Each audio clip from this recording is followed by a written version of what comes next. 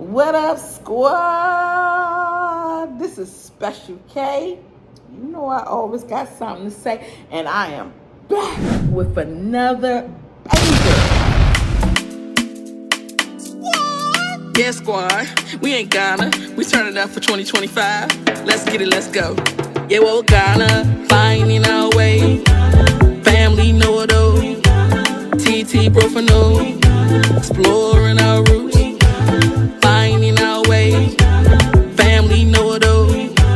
TT Brofano, exploring our roots. The culture was sick. From the city life to the village street. Oh, Ghana, yet I say, family together forever. Ghana, your kosu kese. Okay, so let's get into it. I'ma just freestyle this. I got 5 Ghanaian scams for you on this episode, part 1. Make sure you come back for part 2.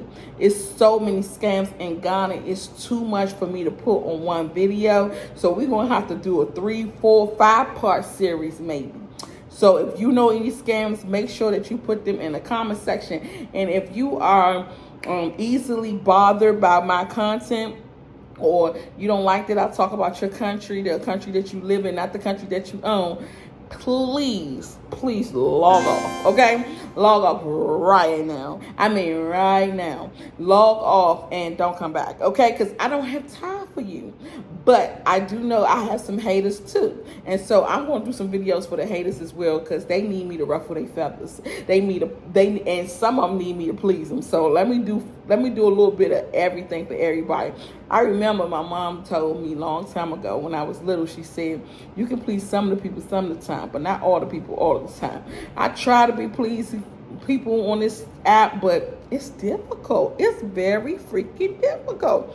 So at the end of the day, let's get it, let's go. Coming in at number 1, land scams. So we all know, like, you look around YouTube today in this day and age and you see the land scams everywhere, especially with the elderly folks. So the land scammers are really targeting tourists, elderly folks, expats, if that's what you want to call it, people with a lot of money, and people a joy and a love for Africa and eager to go and eager to become a part of the community. So they targeting you guys. I mean, absolutely.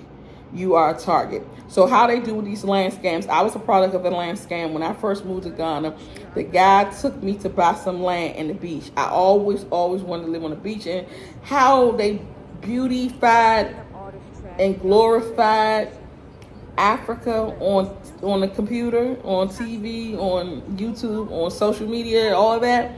They made it seem like you can just go over to Ghana.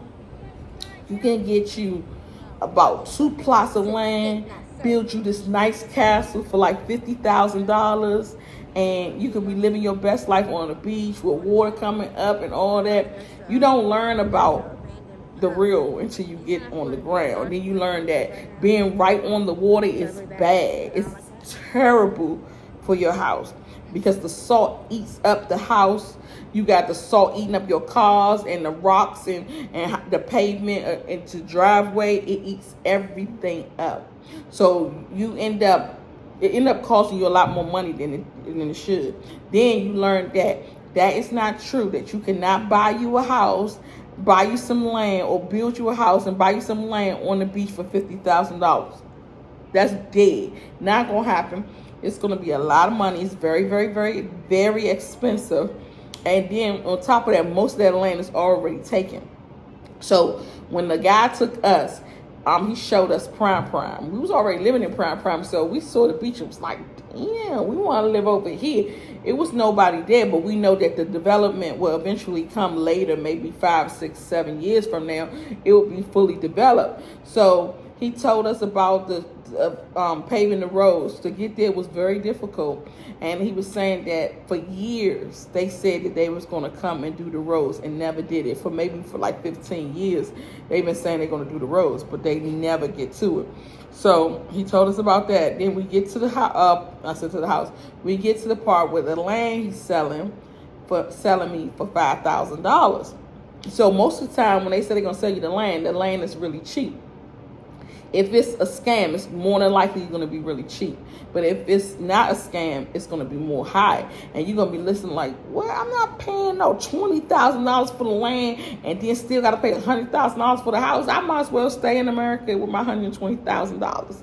But most of the time when it's cheap land, it's a scam. So you got to look into it more.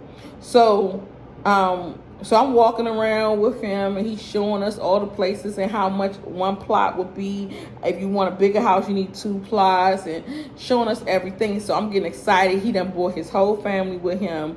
I mean, his grandmother, his godmother, his cousin, his best friend. Everybody was with him. Everybody showing us the land, getting us all excited, convincing us to buy. The godmother was from Europe, and she was telling us, man, I came here years ago and I got my land, and I got several pieces of land. I built my house, and you see how my house look, and just bragging and trying to convince us to buy. So I end up go ahead and give him the money to buy the land, later to find out that it was all a scam.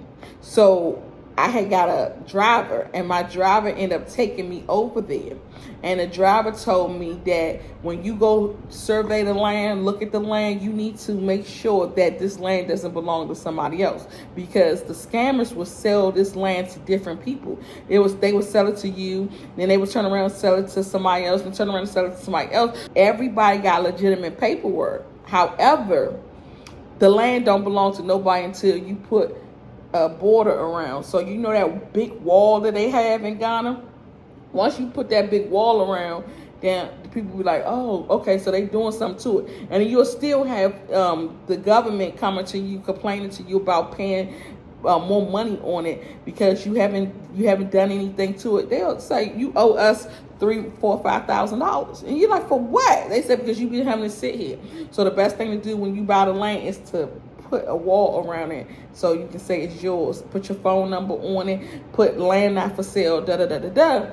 So people will know, okay, that land belongs to that person. Maybe the other 3 people haven't gotten to it yet. Maybe they plan on building in 2 or 3 years because they believe it's theirs, but it's not theirs no more. It was yours. But that's the scam. That's the jug, right? So let me get back to my situation. So when my driver took me over there, he was like, this land belonged to somebody else. And I was like, no, it belonged to me. I just bought it. Here's my paperwork. And so he ended up showing me that it was a wall. It was a small wall. It wasn't a big wall, though. It wasn't the wall that goes around like I'm telling y'all to build your fort. It wasn't that. It was like a small wall, I would say about 2 feet. And it said land not for sale. And it was way in the back. So when the guy took us over there, he took us to the beach. So we looking at the water, and I'm going to insert my pictures and videos or whatever. So we looking at the water. We like, damn, I can see the house. We going on the balcony and looking up out the water because I'm a water girl, right? Looking at the water every morning, getting that cool breeze. And so I never went back to the back because it was grass too high. So I was like, I'm not going back there and get bit by a spider or a snake or something. So I didn't go. But this time when the driver took us, he took us around the other side. So we was able to see, when we was looking for the land, we was able to see that particular plot was sold to somebody else, and their phone number was there. So he called them, and they said yes, he sold it to them already. So that is the judge, okay? So I know I just came full force. I did a lot right there. So let's get into scam number 2. It was more to land scams, but I don't feel like getting into all that. Y'all can go look it up and see, the stories and hear all the stuff that you want to hear about it. So number 2, the man on the side of the road. A lot of people don't know about this. A lot of people don't talk about this. A lot of people don't talk about scams anyway. They try to make the country seem so nice and beautiful, so they don't tell you nothing bad. But I told y'all on this channel, you're going to find out the good, the bad, the ugly, the in-between, and the unforeseen. Okay? Is the man on the side of the road. The man will be dressed for success. Okay? He will be dressed so nice. So you'll be like, damn, look at him looking sharp. He look like he going to a funeral, a college graduation. and a daggone wedding at the same damn time. I swear to you, he will be looking so clean, so classy, so good, looking like Mr. Pastor himself. And then he'll be stuck on the side of the road like he need a ride. And you be like, damn, he looks so nice. Maybe his car broke down. Maybe something tragic happened. Let me pull over. And when you pull over to get him, this man will pull a gun to your head. He will rob you and put you out your car, and he will drive off. Now, the whole jug is to take the car out of the country so he can drive that car from, I don't know, the central region to Benin or maybe Togo. And once he gets it over the border, you would never ever see your car again. And the thing is, they don't do no checks on the car when you go to the border. They do checks on you. So as long as you clean and you got your little passport or whatever you want to have, your little Ghana card, you can go on and nobody will ever know about the car. And so now they get the car over there. They can resell the car. They can give the car away. They can change the chassis number or whatever it's called on the car. They can use the car for parts, all types of stuff like that. So don't fall for that trickery, okay? Don't pick nobody up on the side of the road.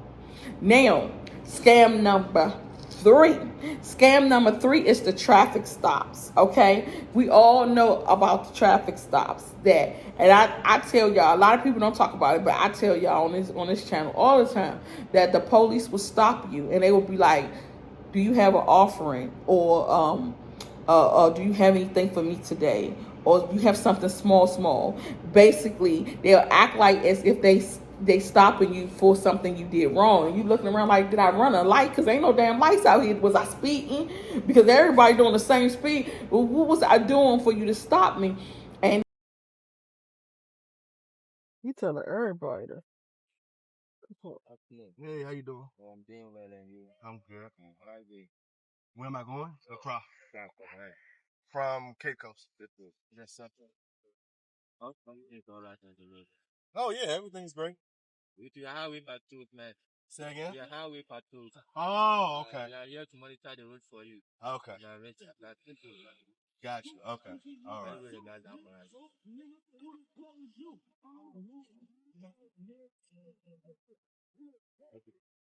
You good? Thank you. Y'all have a good day. They just be doing too much. And then you'll be like, then they gonna ask for their money or whatever. That's their jug. That's the way they get money, because the police only making like $500 a month, if that. I think it's even more less than that. I think like $200 a month. So basically, they don't have money, so they want to scam you or extort you, I should say. Like scam, extortion, rah, tomato. You know, so maybe that's what they stopping you for, is to get money from you. So you have that. Then you have another one where they will be stopping all the cars. So when you see them stopping all the cars, you be like, what is going on here? They will be going through the cars and everything. And you thinking that they stopping the cars because it's the police. It's not the police. Record this because we are now at one of them roadblocks that I'm talking about. So I just want to make sure that we straight. We good? Okay.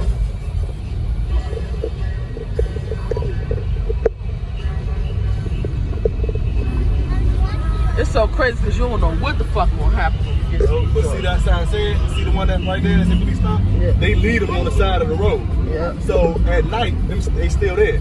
So anybody can come out here, put it in the road, and act like they the police when you pull up. What's so crazy? It's actually robbers, and they put stakes down on the ground so you can bust your tires if you move. So they'll stop everybody, go through their cars, and take all the money and take whatever they want and send them on. And as you see the cars going, you don't know that they robbing y'all. So it looked like police. They have guns and everything. They pretend to be police, but they're not. So then they have another one where they will block the road off. They will block the road off, and the only way to get to your destination is to go through this road. But once you get to the road and you see this blocked off, you're like, what is going on? And they bribe you and tell you, if you give us money, you know, we'll let you through. but this road is closed. But you need to go through that road so you'll find something to give them. Most of the roads are blocked in Accra. It's so common. Today I've seen most of the roads are blocked. Even main roads are blocked. For little, when you go there, you realize that only 2 or 3 chairs and the road is blocked. You can see that 2 canopies and the road is blocked. And this is getting too much. This is getting too much. As I speak, the road is blocked, so I have to turn back and go and use a different road to where I'm going to. You'll find something to give them, small or something in your pocket, so you can get through. So that's how they're making money. So that's the traffic stop. So then we got scam number 4. Scam number 4 is Momo. Y'all know about mobile money, honey? That's mobile money, honey. That mobile money, honey. Yes, so in the mobile money, honey, okay? This is how they get you. They will call you and tell you that something happened to the system and that you're not going to be able to use your phone anymore. And they trying to make sure that everybody can use their phone. They have all different ones, okay? So then they'll say they want to make sure everybody get their phone, use their phone, and they'll ask you for your code. They'll ask you for different things. So let me help you get your mobile money back working. And then they'll say reset your phone. Once you hang up, reset your phone, all the shit transfers over to them. They got some kind of little sneaky way they do it all. But I'm gonna tell y'all something. Although I'm telling you all these scams, you still ain't smarter than an African. Ain't nobody smarter than an African. You hear me? Nobody. So you won't be able to get over on them. No. Unless they want you to, or unless they let you. You can't get over on no African. What you think this is? I'm just trying to wake you up and have you aware that you about to be scammed, honey. But as far as you trying to make sure that you do something to them before they do it to you, freak is genius, okay? So then they got this other mobile money scam, y'all, where they call you and tell you they want a prize, and they'll ask you all your personal information, and then they'll trick you into sending them some money for the ticket so you can get with your prize or whatever the hell it is. It's crazy, but it works. And then after they get you all your information, then they'll go into your mobile money and they'll steal all your money. So y'all watch out for that one, okay? Number 5.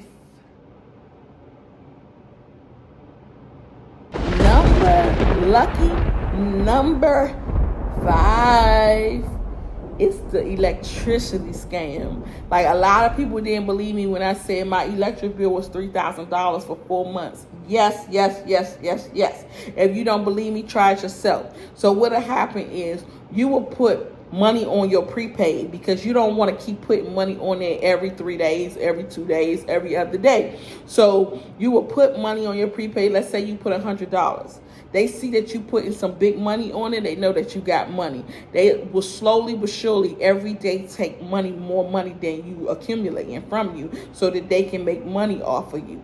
So the best thing to do with this electricity is do it every other day or every 3 days. Because if you watch it, you say, all right, I'm going to put 300 CDs on the bill today. 300 CDs will take you 3 days. My children learned this. Oh, they learned this and taught me. So you put 300 CDs on there and it will take you for 3 days. Put 400 CDs on there, it will take you for 4 days.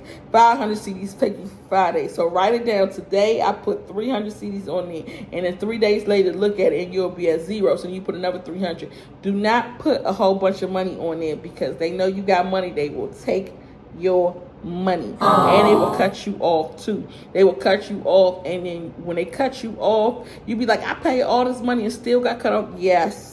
The government still will cut your electricity off on your ass. Don't care about how much money you put on it. Okay? So that was the top 5 scams. It ain't the top, but it's the top.